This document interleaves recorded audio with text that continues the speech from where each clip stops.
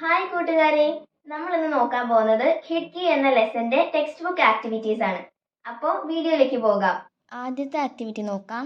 Kahani പഠേ or റിക്ത് സ്ഥാൻ കി പൂർത്തി കരേ. കഥ വായിച്ചിട്ട് ഈ ബ്ലാങ്ക്സ് ഒക്കെ ഫില്ല് ചെയ്യാനാണ് പറഞ്ഞിട്ടുള്ളത്.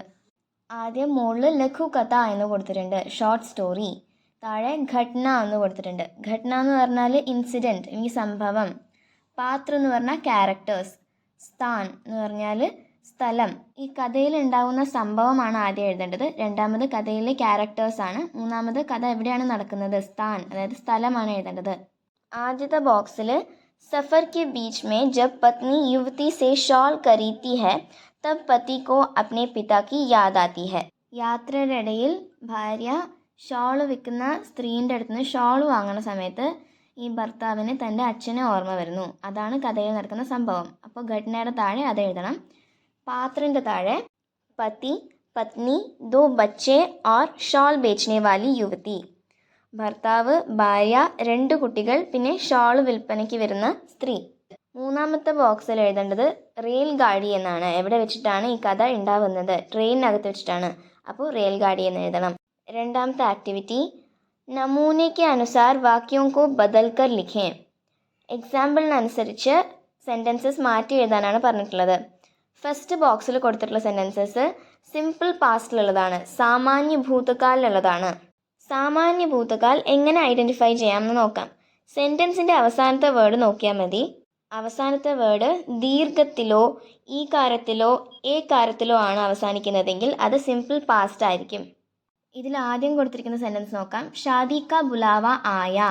ഇത് അവസാനിക്കുന്നത് ദീർഘത്തിലാണ്, യാക്ക് ശേഷമുള്ള ദീർഘം.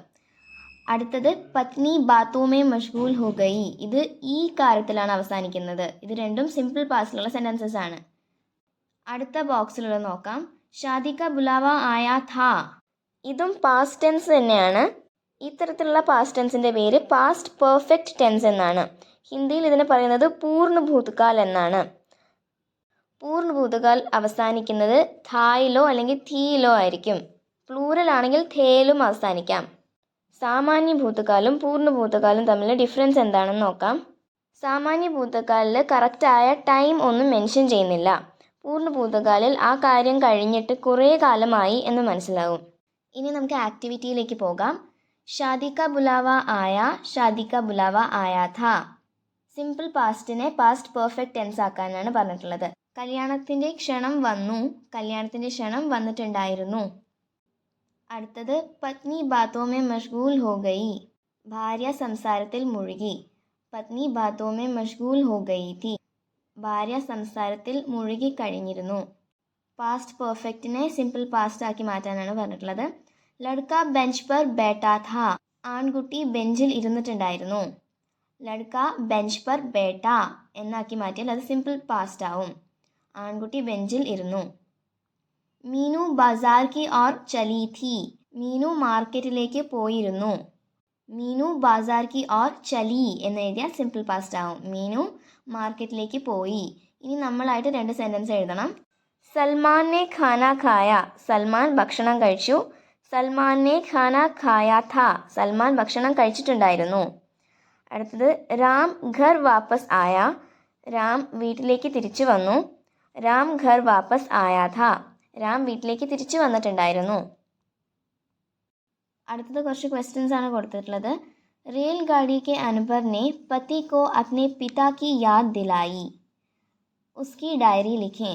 ട്രെയിനിലുണ്ടായ സംഭവങ്ങൾ കാരണം ഭർത്താവ് തൻ്റെ അച്ഛനെ ഓർത്തു. അപ്പോൾ ഭർത്താവിൻ്റെ ഡയറി എഴുതാനാണ് പറഞ്ഞിട്ടുള്ളത്. ആദ്യം നമുക്ക് മുകളിൽ ഡേറ്റ് എഴുതണം. 13 അപ്രിൽ 2025 രവിവാർ. ഡേയും എഴുതണം. സൺഡേ, രവിവാർ എന്ന് പറഞ്ഞാൽ സൺഡേ ആണ്. ആജ് കി ഘട്നാओं ने मुझे अतीत में पहुंचाया. ഇന്നുണ്ടായ സംഭവങ്ങൾ എന്നെ പണ്ടത്തെ ഓർമ്മകളിൽ എത്തിച്ചു. मैंने रेलगाड़ी में एक शॉल बेचने वाली को देखा. ഇന്ന് ഞാൻ ട്രെയിനിൽ ഒരു ഷോൾ വിൽപ്പനക്കാരിയെ കണ്ടു. उसे देखने पर मुझे अपने पिता की याद आई. അവളെ കണ്ടപ്പോൾ എനിക്ക് എൻ്റെ അച്ഛനെ ഓർമ്മ വന്നു. मेरे पिता को उनकी कड़ी मेहनत का फल कभी भी नहीं मिला. എൻ്റെ അച്ഛൻ ഒരുപാട് കഷ്ടപ്പെടുമായിരുന്നു, പക്ഷേ അതിനൊത്ത തുക ഒരിക്കലും അദ്ദേഹത്തിന് കിട്ടാറില്ല. मैं समझता हूँ कि समाज के नज़रिए में अभी भी कोई बदलाव नहीं आया. എനിക്ക് മനസ്സിലാവുന്നുണ്ട് ഈ സമൂഹത്തിൻ്റെ കാഴ്ചപ്പാടിൽ ഇപ്പോഴും വലിയ മാറ്റമൊന്നും വന്നിട്ടില്ല എന്ന്. आज जब मेरे पत्नी ने शॉल बेचने वाली से तौल मोल किया तो मुझे आश्चर्य हुआ कि हम लोग जो मॉल जैसे स्थानों पर जाकर उनके द्वारा मांगे गए दाम पर चीज़ें खरीदते हैं, ऐसे विक्रेताओं से तौल मोल क्यों करते हैं? ഇന്ന് എൻ്റെ ഭാര്യ ആ ഷോൾ വിൽപ്പനക്കാരിയോട് ബാർഗെയിൻ ചെയ്തപ്പോൾ എനിക്ക് പെട്ടെന്ന് ആശ്ചര്യമായി. നമ്മൾ മോളുകളിലൊക്കെ പോയിട്ട് അവർ പറയുന്ന വിലയ്ക്ക് സാധനങ്ങൾ വാങ്ങിച്ചിട്ട് വരും. പിന്നെ എന്തിനാണ് ഇങ്ങനെയുള്ള വിൽപ്പനക്കാരോട് നമ്മൾ ബാർഗെയിൻ ചെയ്യുന്നത് എന്നെനിക്ക് തോന്നിപ്പോയി. ഡയറി ഇത്രയേ എഴുതിയിട്ടുള്ളൂ. നിങ്ങൾക്ക് വേണമെങ്കിൽ ഇനിയും ആഡ് ഓൺ ചെയ്യാവുന്നതാണ്.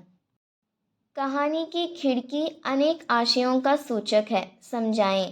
കഥയുടെ പേര് ഖിഡ്കി എന്നാണ് അല്ലേ, ജനാല എന്നാണ്. അതിന് പല ആശയങ്ങളും ഉണ്ടാകാം. എന്തെല്ലാം ആയിരിക്കാം അത് എക്സ്പ്ലെയിൻ ചെയ്യാനാണ് പറഞ്ഞിട്ടുള്ളത്. ഖിഡ്കി സെ ഹമേ ബാഹരി ദുനിയാ സെ ജുഡ്നെ കാ മൗക്ക മിൽത്താ ഹെ. ജനാല നമ്മളെ പുറം ലോകവുമായി ബന്ധപ്പെടാൻ സഹായിക്കുന്നു, ബന്ധപ്പെടാൻ ഒരു ചാൻസ് തരുന്നു നമുക്ക്. खिड़की से बाहर देखना समाज में दूसरों के संघर्षों को समझने का प्रतीक है. ജനാലയിൽ നിന്ന് പുറത്തു നോക്കുക എന്നുള്ളത് സമൂഹത്തിലുള്ള മറ്റുള്ളവരുടെ ബുദ്ധിമുട്ടുകളെയൊക്കെ മനസ്സിലാക്കുന്നതിൻ്റെ പ്രതീകമാണ്. കഹാനി കെ ലിയെ ഓർ ഏക് ശീർഷക് സുജായേ. ഈ കഥയ്ക്ക് വേറൊരു തലക്കെട്ട് സജസ്റ്റ് ചെയ്യാനാണ് പറഞ്ഞിട്ടുള്ളത്. ഉസ്കാ ഔചിത്യ ബി ബതായേ. അതിൻ്റെ ഔചിത്യവും പറയാനാണ് പറഞ്ഞിട്ടുള്ളത്. നമുക്ക് ഈ കഥയ്ക്ക് സഫർ എന്ന് പേരിടാം. യാത്ര എന്നാണ് സഫറിൻ്റെ അർത്ഥം.